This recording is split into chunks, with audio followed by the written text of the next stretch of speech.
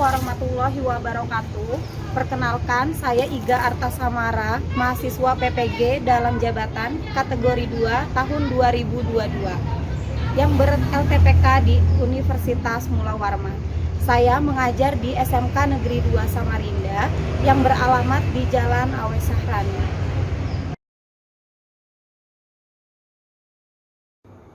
Pada kesempatan kali ini, saya akan menjelaskan mengenai menyusun praktik baik menggunakan metode STAR, situasi, tantangan, aksi, refleksi hasil, dan dampak berdasarkan rencana aksi keempat saya, yaitu mengenai bijak menggunakan media sosial. Kegiatan ini dilaksanakan di SMK Negeri 2 Samarinda. Lingkup pendidikannya ialah Sekolah Menengah Kejuruan Dinas Pendidikan dan Kebudayaan Provinsi Kalimantan Timur.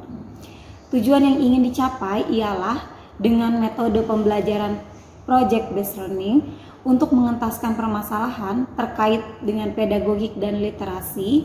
Masalah yang teridentifikasi adalah peserta didik yang kurang bijak dalam menggunakan media sosial.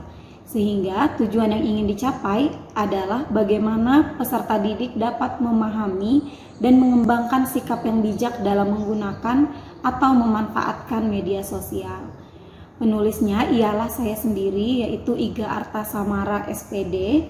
Tanggal dari kegiatan ini adalah hari Rabu 30 November 2022. Kemudian situasi. Kondisi apa yang menjadi latar belakang masalah?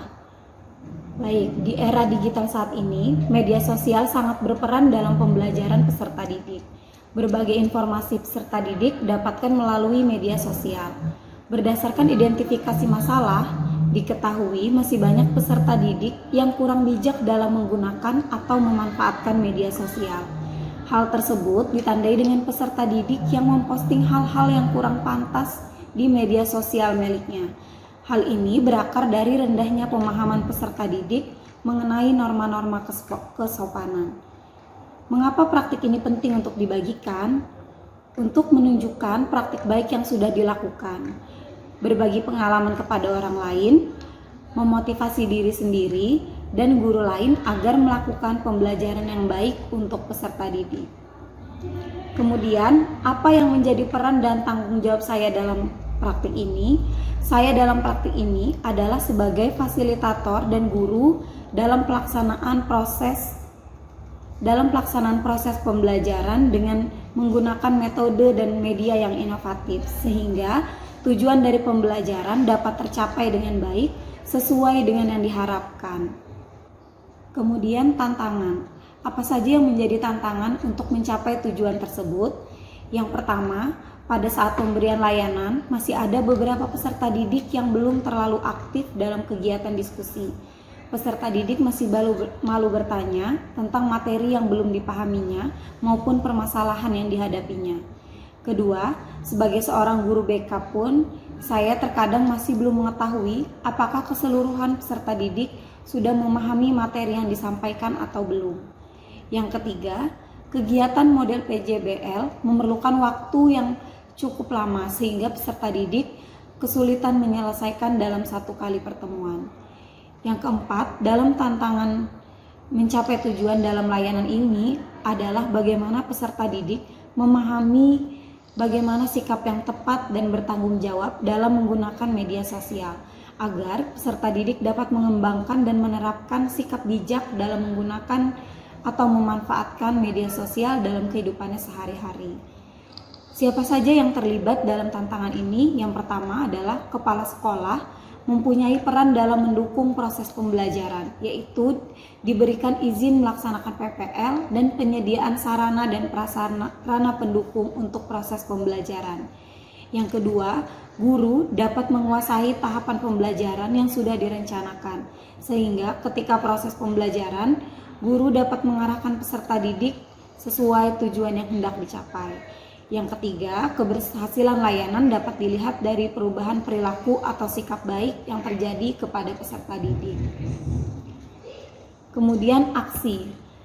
Langkah-langkah apa yang dilakukan untuk menghadapi tantangan tersebut? Yang pertama, melakukan koordinasi dengan kepala sekolah terkait dengan kegiatan aksi 4. Yang kedua, mengkaji literatur dan melakukan wawancara kepada pihak-pihak yang terlibat. Yang ketiga, merumuskan solusi yang tepat yang akan digunakan dalam kegiatan pembelajaran. Yang keempat, melakukan pendekatan dengan peserta didik. Yang kelima, menggunakan metode dan media yang inovatif dan menyenangkan agar peserta didik dapat terlibat aktif pada kegiatan pembelajaran. Strategi apa yang digunakan? Pada kegiatan pembelajaran ini, saya memberikan layanan dasar, yaitu layanan bimbingan klasikal dengan menggunakan metode project based learning. Media yang saya gunakan yaitu adalah PowerPoint. Kemudian peserta didik berdiskusi mengerjakan LKPD dan proyek yang telah disepakati, dan akhir kegiatan peserta didik diminta untuk mempresentasikan proyek yang peserta didik kerjakan dan menyimpulkan terkait materi yang disampaikan dan juga mengisi penilaian proses dan hasil. Bagaimana prosesnya?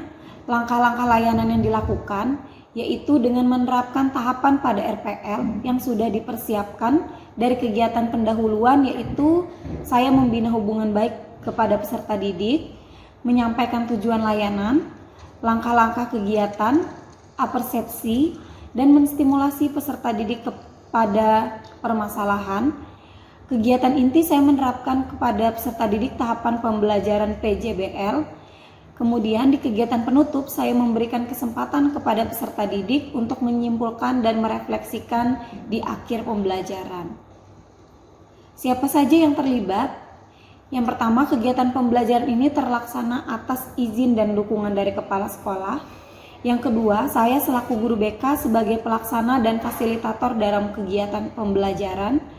Yang ketiga, beberapa rekan guru yang berperan sebagai operator dan kameramen dalam kegiatan pembelajaran rencana aksi 4 ini.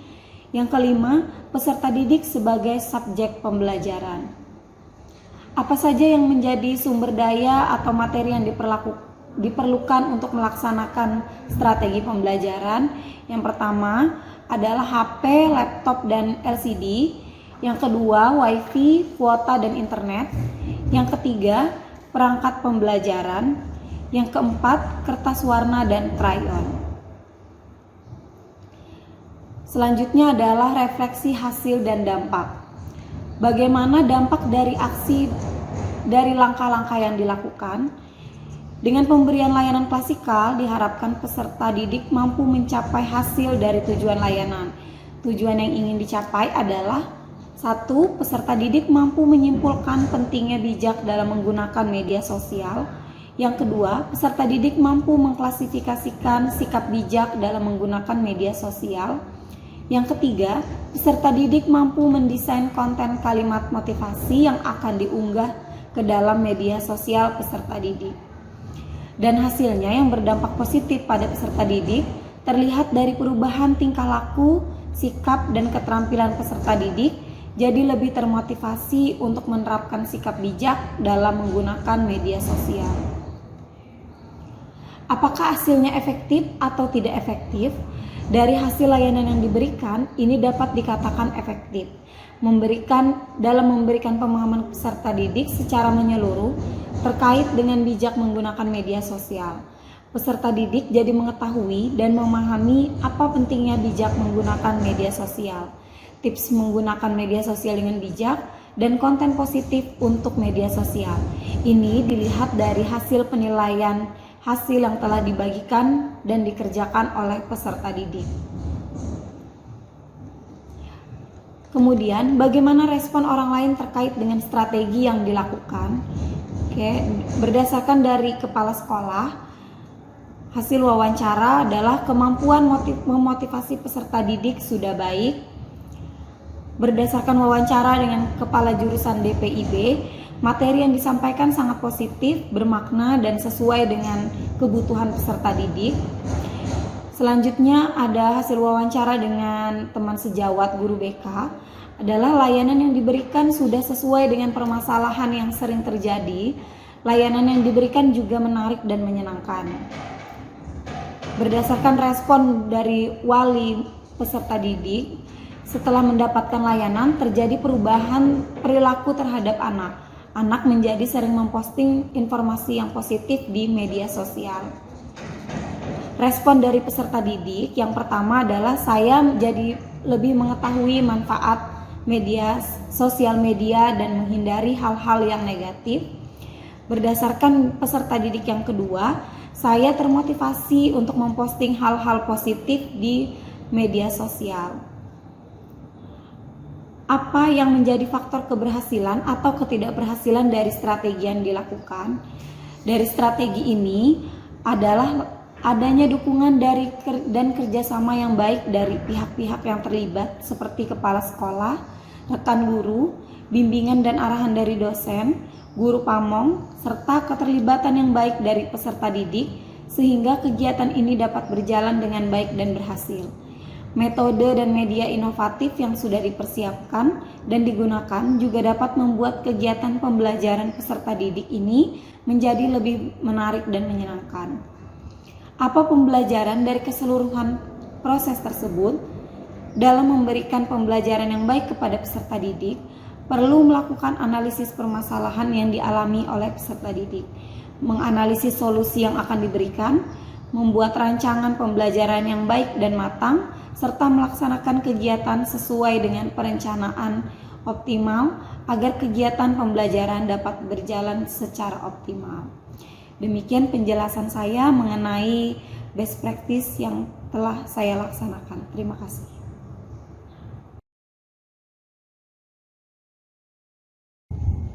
Assalamualaikum warahmatullahi wabarakatuh. Saya Ibu Dwi Sari Harunintias, Kepala SMK Negeri 2 Samarinda, menyampaikan testimoni tentang pelaksanaan pembelajaran yang diampu oleh Ibu Iga Arta Samara SPD. Pada keseluruhannya, proses praktek pembelajaran sudah berjalan sangat bagus, seperti yang telah direncanakan. Kemampuan untuk memotivasi siswa sudah terlihat sangat bagus. Hal ini terlihat para peserta didik terlihat antusias mengikuti pelajaran, terlihat aktif dan sangat bersemangat. Harapan saya untuk ke depan, semoga Bu Iga terus-menerus dapat meningkatkan diri, terus belajar, jangan hanya puas dengan kondisi yang sekarang. Mudah-mudahan ke depannya bisa lebih baik lagi. Terima kasih. Assalamualaikum warahmatullahi wabarakatuh. Assalamualaikum warahmatullahi wabarakatuh. Selamat siang, salam sejahtera semuanya. Perkenalkan, nama saya Ibu Widya Nurmawati. Saya Ketua Program Studi Desain Pemodelan dan Informasi Bangunan di SMK Negeri 2 Samarinda. Saya telah melihat pelaksanaan PPG Bu Iga Arta Samara.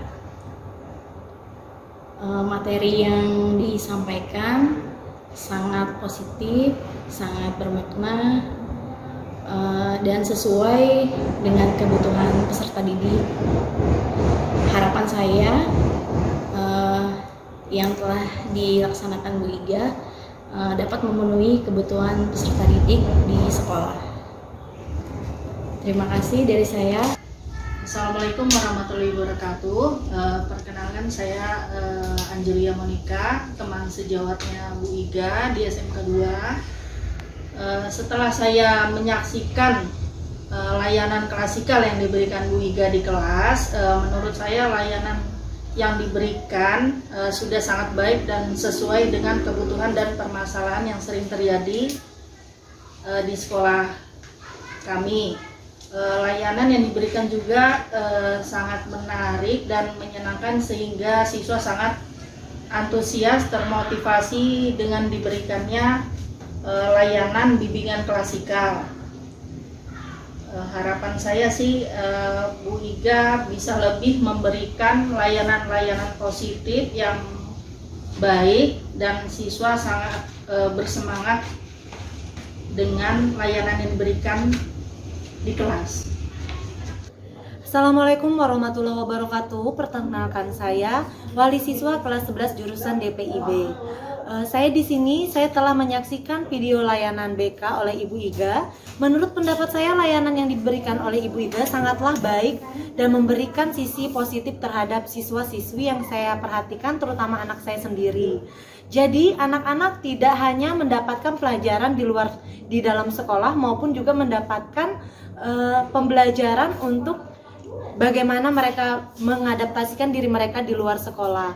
Bagaimana perubahan anak setelah menerima layanan, setelah mendapatkan layanan tersebut, anak kami bisa lebih memanfaatkan media sosial itu menjadi lebih baik, lebih bermanfaat dan juga terarah. Anak saya sering memposting hal-hal yang menginformasikan di sosial media menjadi hal-hal positif dan sangat bermanfaat. Begitu menurut saya, Ibu. Assalamualaikum warahmatullahi wabarakatuh. Perkenalkan, nama saya Muhammad Enrido dari kelas 11 Desain Pembangunan dan Informasi Bangunan 2. Perasaan saya saat mendapat bimbingan pasien dari Bu Iga adalah saya jadi lebih tahu tentang manfaat sosial media dan menjauhi hal-hal negatif.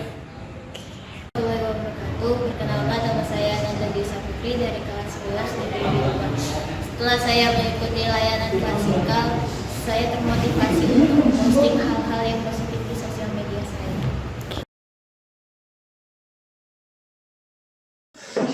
Assalamualaikum warahmatullahi wabarakatuh. Waalaikumsalam warahmatullahi wabarakatuh.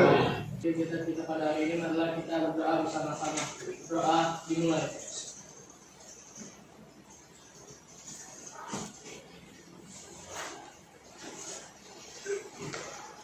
Doa selesai. Selamat siang semuanya. Selamat siang semuanya.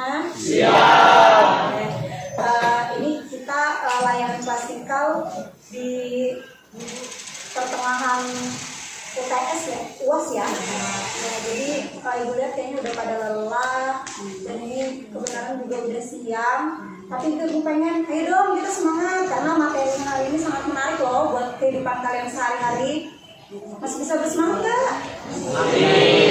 Ruangannya juga dingin kan? Ya, jadi pada layanan klasikal hari ini kita laksanakan di perpustakaan supaya ganti suasana sedikit ya, nggak apa-apa ya.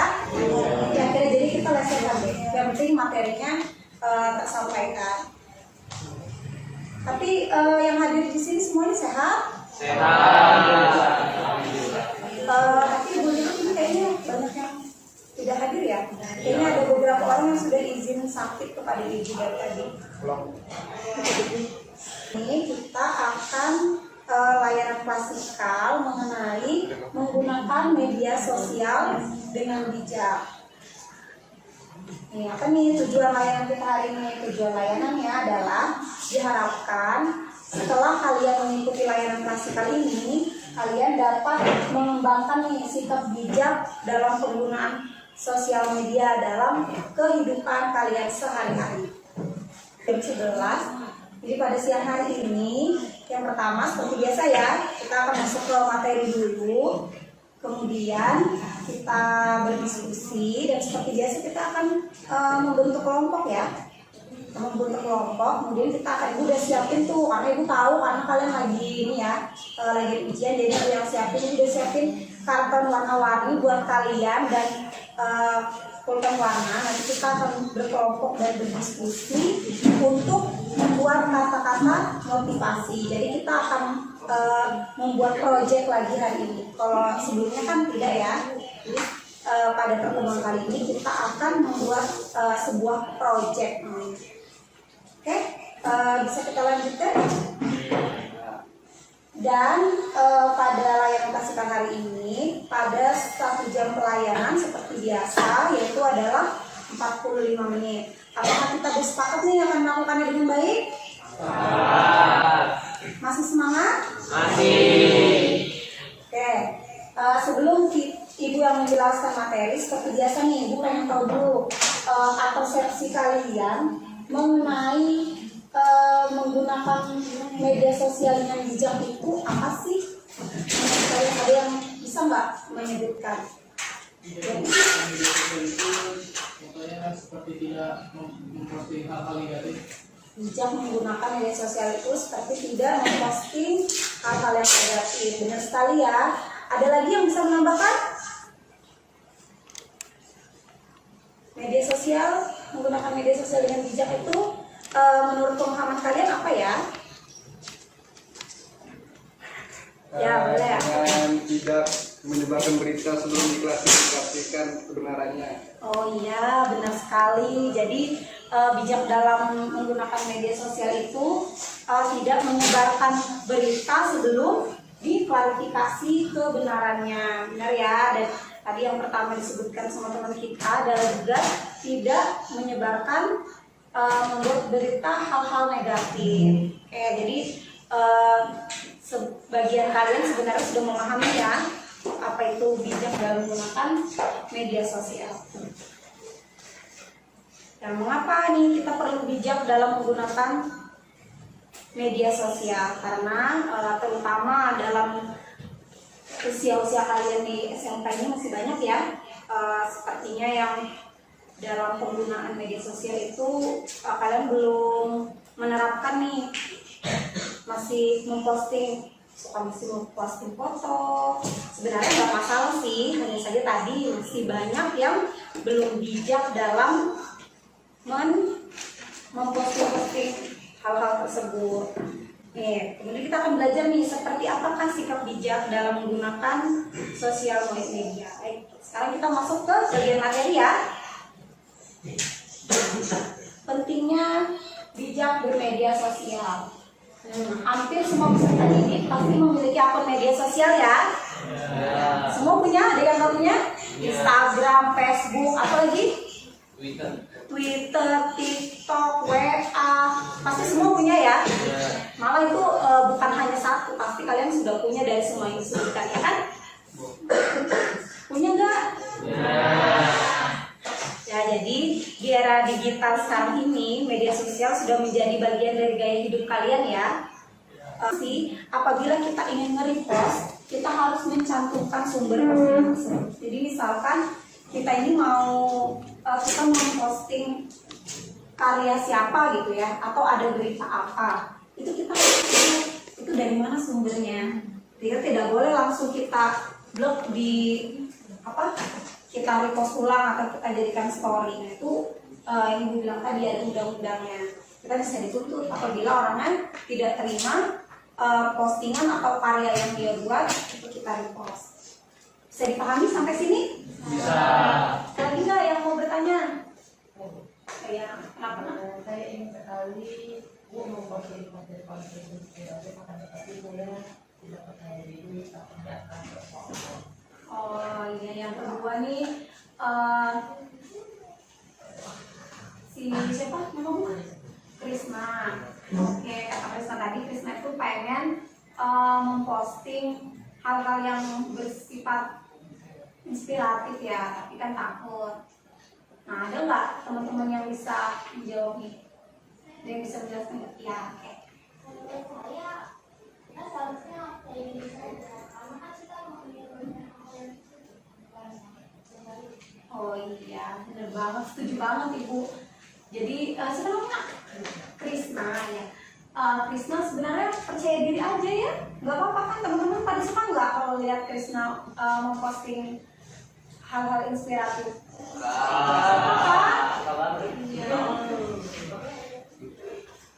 Iya, nggak apa-apa Krisna, percaya diri aja. Kan kita sudah belajar nih materi tadi mengenai bijak menggunakan sosial media. Jadi dari pertanyaan kalian tadi, kalian sudah bisa menentukan sikap nggak ke depannya? Sudah.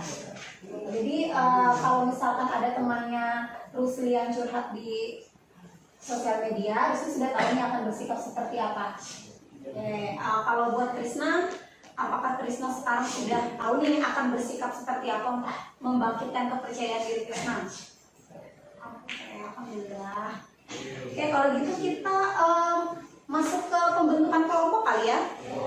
Ini ada berapa orang? Boleh berenam nggak apa-apa. Kita duduk barengan aja di sini ya. Seperti biasa ada lembar kerja peserta didik ya. Silakan kalian desain di kertas ini Kertas kartonnya kalian desain, kemudian boleh kalian buatkan kata-kata motivasi.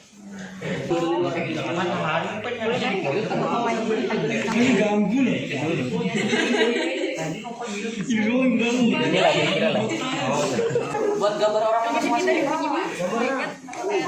Iyalah, aku yang gambar. Maaf nggak sengaja. Aku orang ini, aku bilang ini. Gimana gambar? Dari kelompok kami ada 2 hal. Yang pertama adalah teruslah hidup untuk esok hari melihat orang tua tersenyum setimpal dengan rasa sakit yang dilalui. Teruslah berlari mencapai mimpi-mimpimu sampai suara semohon itu berubah menjadi suara tepuk tangan. Motivasi dari teman-teman semuanya. Ya, jadi jangan lupa karya kalian itu nanti difoto dan kalian unggah di media sosial kalian. Dari hal kecil, dari yang tutup, ada yang bisa memberikan kesimpulan? Ya, boleh. Kesimpulan yang kita dapatkan hari ini dan bisa memahami bahwa saat kita menggunakan sosial media kita akan berhati-hati menggunakan dan kita harus lebih baik dalam memanfaatkan sosial media tersebut. Oke, terima kasih.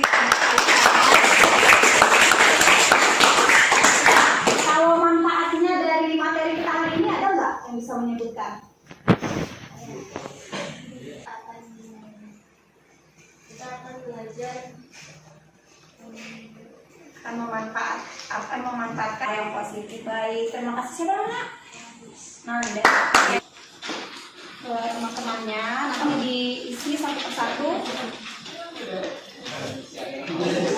Baik, kalau begitu kita hari ini sudah selesai, yaitu kita sudah sama-sama belajar nih menggunakan media sosial dengan bijak. Ibu harap mulai hari ini seperti tadi kata teman kalian dapat memanfaatkan media sosial itu dengan bijak. Bukan hanya untuk memposting kehidupan pribadi kalian, tapi kita sama-sama belajar untuk menciptakan hasil karya ataupun konten-konten positif seperti yang sudah kita pelajari hari ini. Dan jangan lupa, apabila hal yang sangat penting, apabila kita mencantumkan postingan orang lain, jangan lupa untuk mencantumkan sumber. Karena apa tadi? Sosial media itu ada undang-undang, benar sekali. Baik, demikian materi kita hari ini. Ibu akhiri, mohon maaf apabila ada salah kata. Assalamualaikum warahmatullahi wabarakatuh.